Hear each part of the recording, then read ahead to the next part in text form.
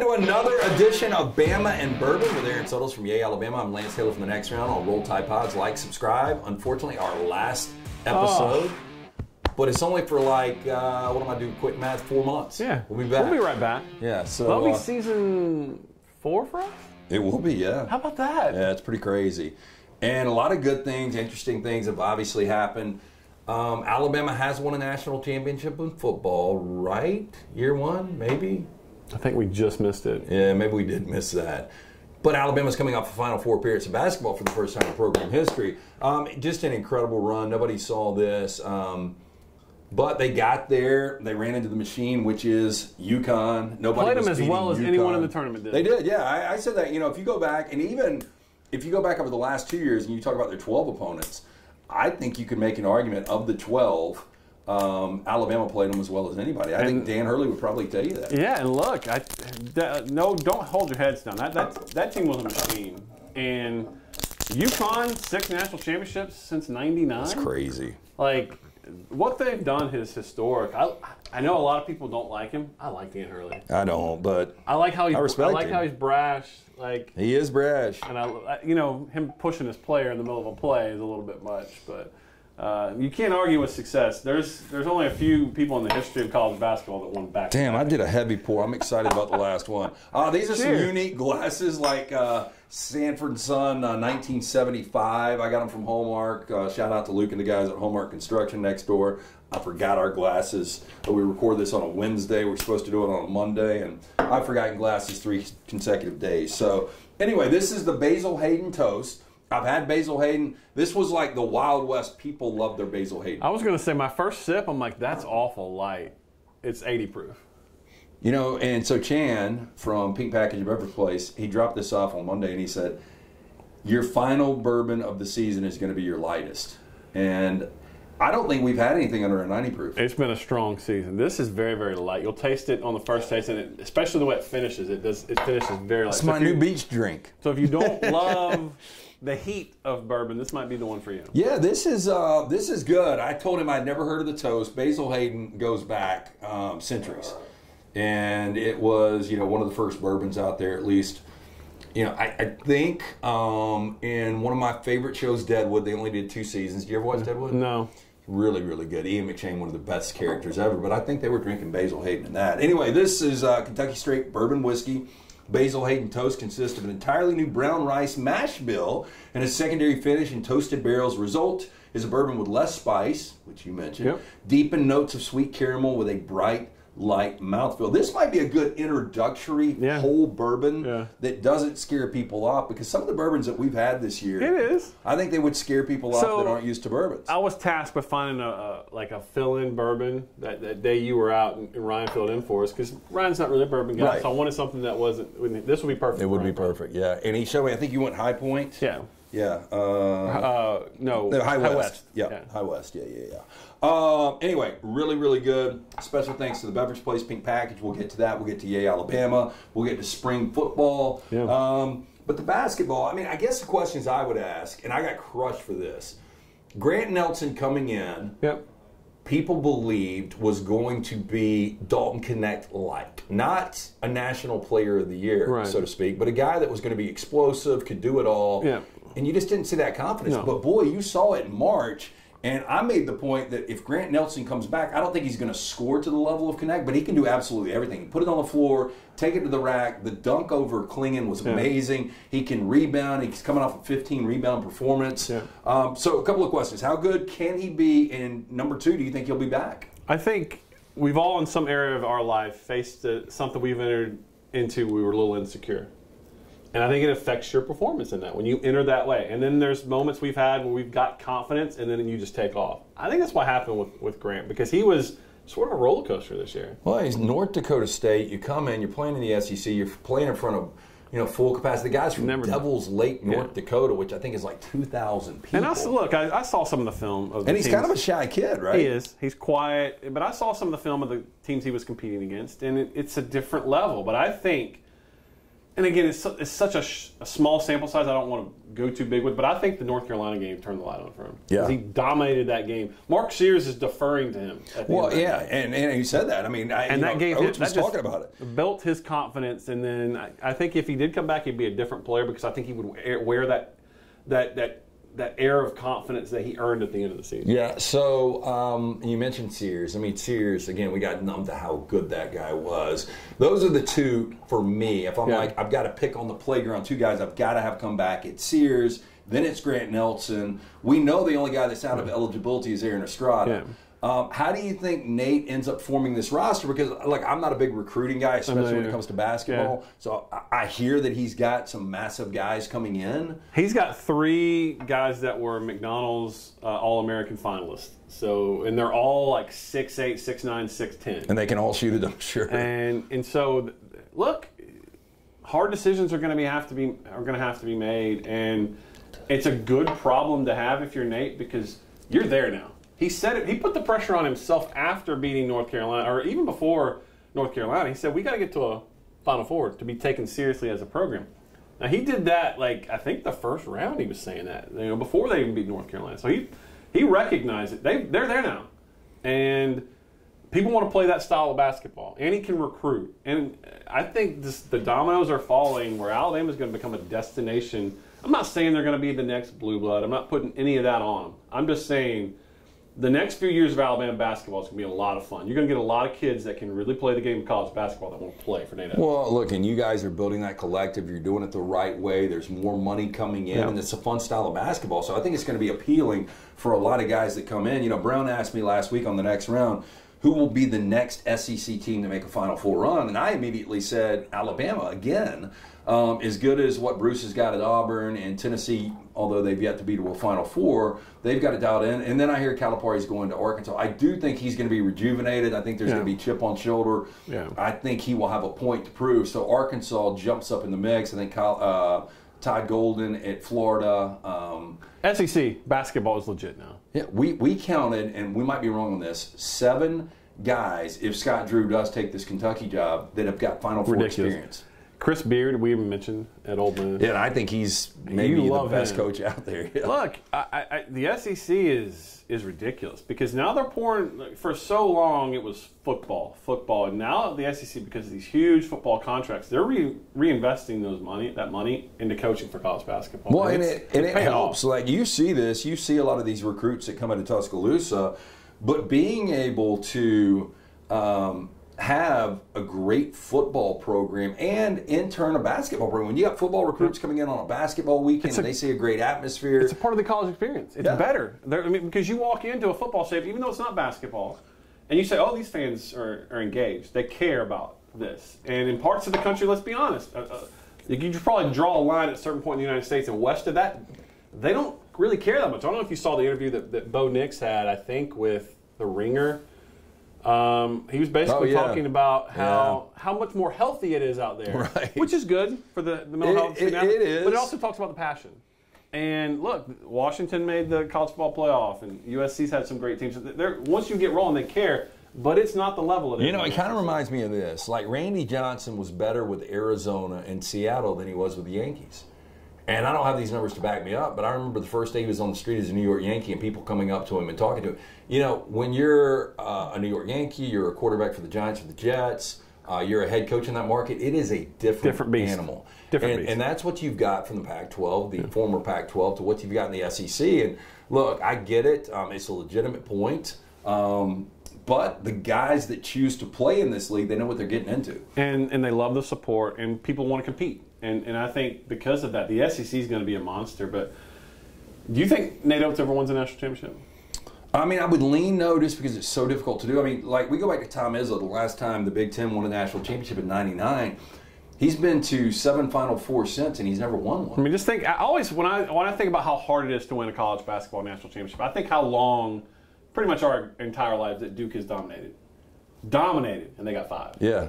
And that's elite. Yeah. So and Calipari in this tenure at Kentucky, if you look around the NBA, the greatest players played for Cal, and he won one. Yeah, so, I mean, I think the odds are against him. I do think he'll get back to a Final Four, but once you're in a Final Four, you've got to beat 2 elite teams. Yeah. And the way that there's still some people that knock his style. And that's always, when you do things differently, whether it's sabermetrics and in baseball, and that took its heat. There are people that are always going to take shots at it. But dude, I love the style. I love the style. Yeah. It's fun to watch. You're not taking 10 to 15 footers. We're taking threes. We're taking shots at the basket. Yeah. And that's it. We're going to score. We're going to run. And just think about, this is going to hurt to think about. And I'm not saying it changes anything, because I do think UConn was is going to go down as one of those historically dominant teams. Charles Bediako in the middle on this team. I don't know if they beat UConn. And maybe. Do you even know where he is? I do, and the reason I asked this. Yeah, I do. Yeah. So he's in the G League right now, averaging 7 and 7, and probably could have averaged 13 and 10 for Alabama, and 2 or 3 probably made blocks. some good in our money. And I don't know anything on the inside, just because sometimes I say things and people like Aaron Suttles from Alabama said this. Sometimes I'm just talking like a fan. So okay, so I don't know how much you can give of this. By the way, Bama and Bourbon, we do this every week until this week, and we're going to take a 4-month hiatus. We'll give you updates on that. So make sure you like, subscribe, and we will be back this fall, getting ready for Kalen DeBoer and his, the DeBoer tour. Yeah, I can't wait, and we'll touch on football here in a little bit. But it's brought to you by Beverage Place, located next to the PGA Superstore on Highway 280. Pink Package, located across from the Target next to Arby's on Highway 280. One-stop shop, liquor, beer, seltzers, wine, sodas, mixers, cigars, ice, even fresh lemons and limes. They open early, close late. Stop in, see Chan, JJ, the fine folks at both of those locations. So to Yay, Alabama. Yeah. Tell us how they can get involved in the collective. And then I've got a collective question that I don't know if you can answer, but I'll try. I'm fascinated by it. I always try to be transparent with you guys, but I also have to realize that I have to balance like this podcast and my work for Alabama. I'll say this. Go back and read what Greg Byrne put out on social media when Nate Oates said he was committed to Alabama. He made a point to say, like, coach needs resources. And the resources, I mean, it's thinly veiled. We all know what it is. And that's Yay Alabama. Yay-alabama.com/fans if you want to get involved. And it's not just my content, which I hope that you like, but it's experiences. We sent a winner to the Final Four. We had a sweepstakes. We sent a winner to the Final Four, airfare, tickets to the semifinal. Before you knew you were going to the Final Four, right? Or did y'all know? Yeah. That's foreshadowing. We did a bracket challenge. We're giving away a Nate Oates signed basketball. We're going to have, if you're a member, you can go to Fan Day, get autographs. There's different levels and we offer experiences. So hopefully you view that as just a different VIP level of access that you're getting through a subscription. But it is vital. And is it going to be this way in 5 years? I don't know. I really don't know. But it is what it is right now. And the fact that Greg Oates, the director of athletics at Alabama, said, hey, now's the time to move, I think that was a pretty thinly veiled thing that Nate wants NIL money. Yeah, look, and I've embraced this. It's taken me a little bit of time. It's just the way it is right now. I know there's some people that still haven't embraced it, but you got to have money. And so here's the way I would say this. Like, I don't know what you hear all types of numbers these guys are getting, but I just threw it out there that Mark Sears is an All-American. He's going to be even better next year if he does come back. Like, to me, that guy's worth like $700,000 or $800,000. And then I heard some people say those numbers aren't even close. So just like they were saying that you overshot it or undershot. Yeah, they way overshot it. And like, I don't know how much you can get into that, but I mean, how different are the numbers from what you would get with? Like, to me, it starts with Mark Sears coming back for this program. And then you look at a guy like Jalen Milroe. How different are the numbers when you're talking football to basketball? Because the numbers are pretty significant when you talk about just dollars. Yeah, and I'm going to be transparent here. I'm the content guy. I'm not involved in those negotiations about name, image, and likeness and what Alabama can do to raise those athletes' exposure. I'll say this. A lot of the numbers that you hear out there aren't true. Yeah. They're not based in reality. Who was the wide receiver that Marvin Harrison Jr.? There was some rumor that he was going to come back to Ohio State for like $6 or $7 million. That's just not based in reality. Impossible. That's their entire collective. And look, I understand the burden that we're placing on the average fan, asking them to sort of shoulder the burden of the full cost of it. That's not what we're trying to do. We're trying to offer you a subscription that, hey, you got Netflix, you got Bama Online. Let's just add Yay Alabama. So that will supplement. We're also trying to do legitimate businesses, whether it's Yay Alabama Vodka. We're trying to start a water line. We don't have a Tyson chicken like Arkansas that's really involved. We don't have 50 or 60 Fortune 500 businesses that are in the state of Georgia. So we are trying to do, but we're trying to not just put the burden on the fan of like donate. We're trying to diversify revenue streams so that we can support NIL without constantly going to fans and be like, give us your money, because that's just not sustainable. But a lot of the numbers that I hear out there aren't true. I do think there's a market for Mark Sears to come back. Well, who sets the market? You know, because the reason I asked this, so what is today? Yeah, Wednesday. Last Tuesday, we were at the Auburn football facilities, and John Cohen, their athletics director, was on, and I asked him, I was like, do you help set the number? And he's like, I got nothing to do with it. No. And so I'm just wondering who the guy is that's like, you're worth this. It's the market. It's really the market. And I've been told, and again, I'm be careful how I say this because I'll end up on a message, but I'm not speaking You want from another pour, by the way? What's that? You want another pour? Let's do it. I'm not speaking from an NIL perspective. I'm just talking about rumors that I hear just as an average fan who reads message boards across the SEC. There's a rumor out there that sort of your position and level of play sets the market. So like, okay, if you're... Well, and that's the NFL. If you're an all-SEC offensive lineman, interior lineman, this is what your market value is. Now, who comes up with that?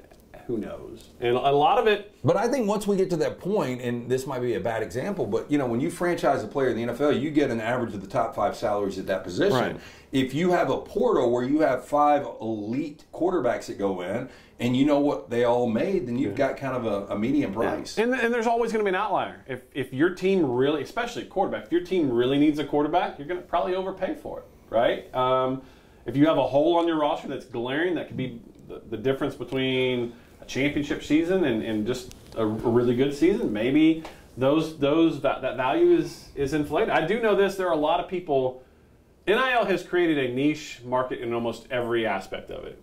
I mean, I see it in my in my LinkedIn all the time. People that want to connect with me that think I make decisions. I don't. Don't send me a message. I don't have any influence over there.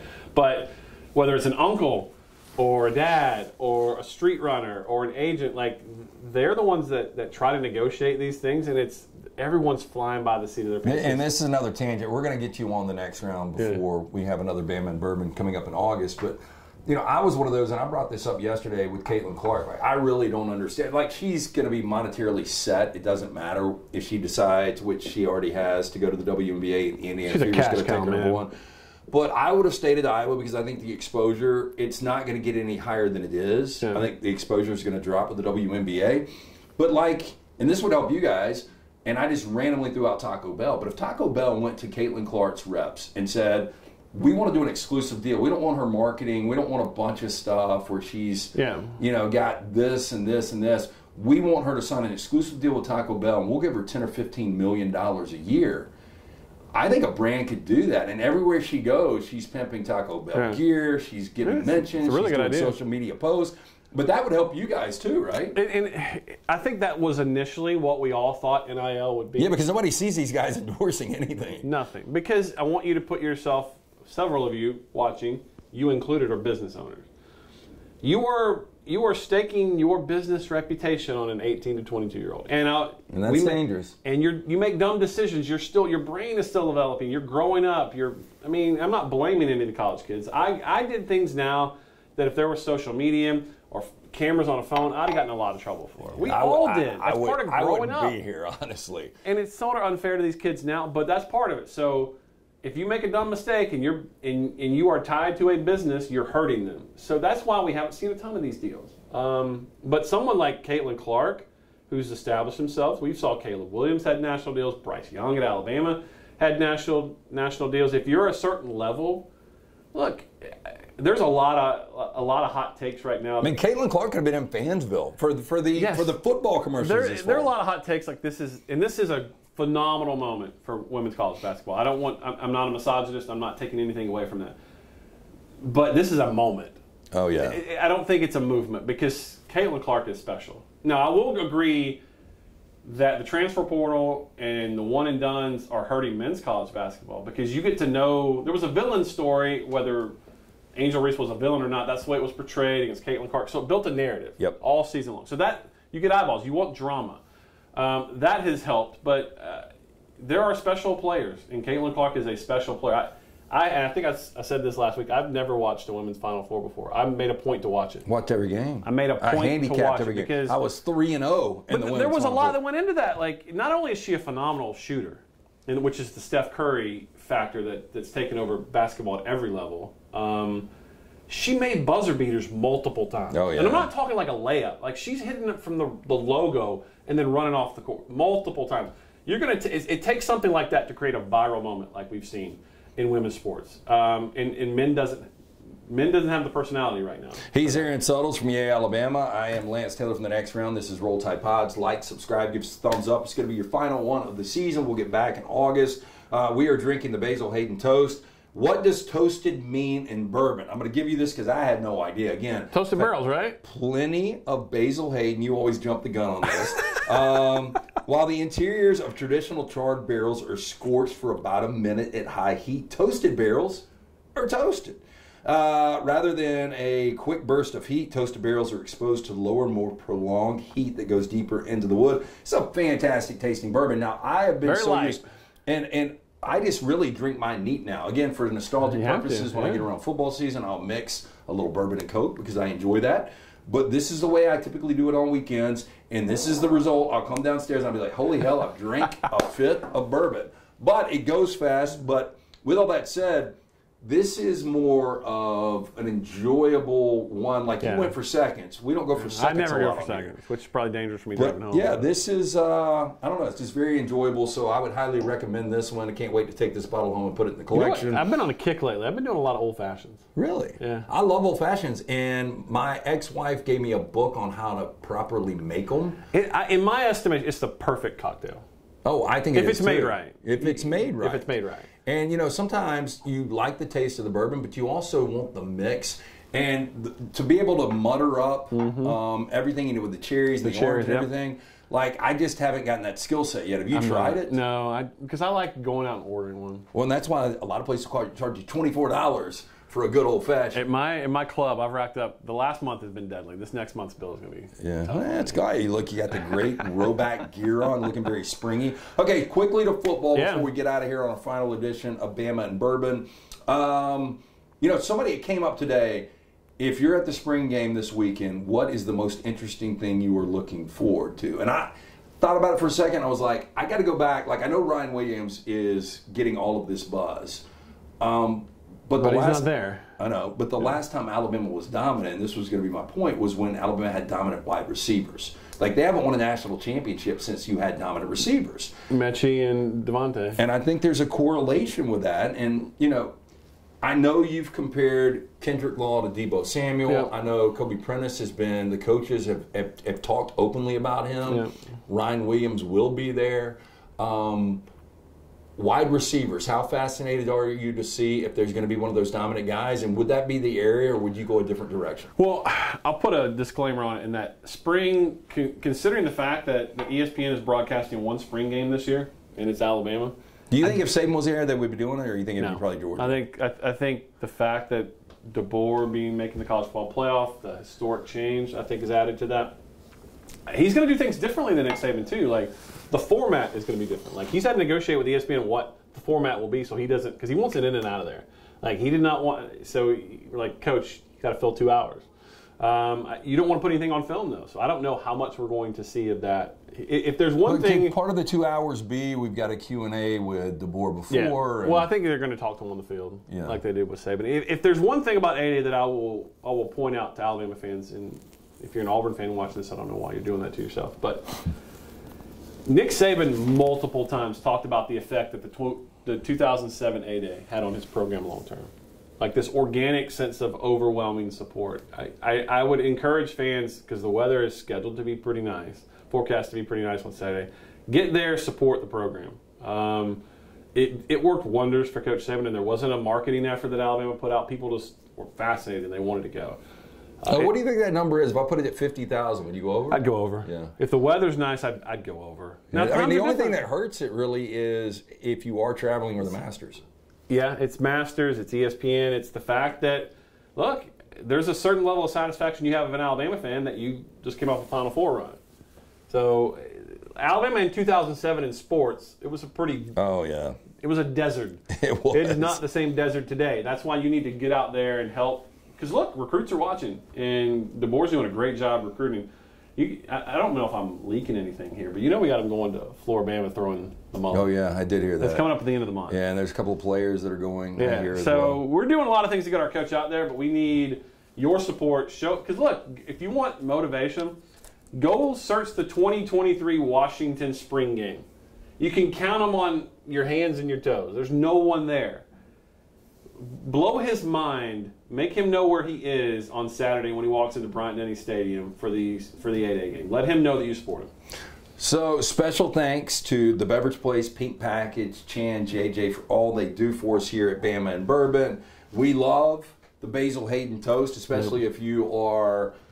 If your palate hasn't been refined yet. Well, yeah, and the small batches, I mean, really, they start at 90 and they go up over 100 proof. So for that, heat you up. It's a lot of heat That's for a 80. lot of people. I don't know that we've had anything as low. Yeah, but it's a fantastic taste. So pick up a bottle of this, Pink Package or Beverage Place. Check out Yay Alabama, the Collective. Please. Very important. If you want to continue to be competitive, you've got your coaches in place. You've got a guy that just played for a national championship in football. You've got a guy that just got Alabama to the first ever Final Four. Alabama athletics are at their pinnacle right now. I know that's hard to say with Nick Saban retiring, but they are there right now. So it's a great time to be an Alabama fan. It's a great time to drink bourbon. Always. And make sure you follow this guy on all his platforms. Support that collective and watch us on the next round. Roll Tide Pods, like, subscribe. We'll be back in August. You guys have a great summer vacation, and we'll be talking football and bourbon when we come back.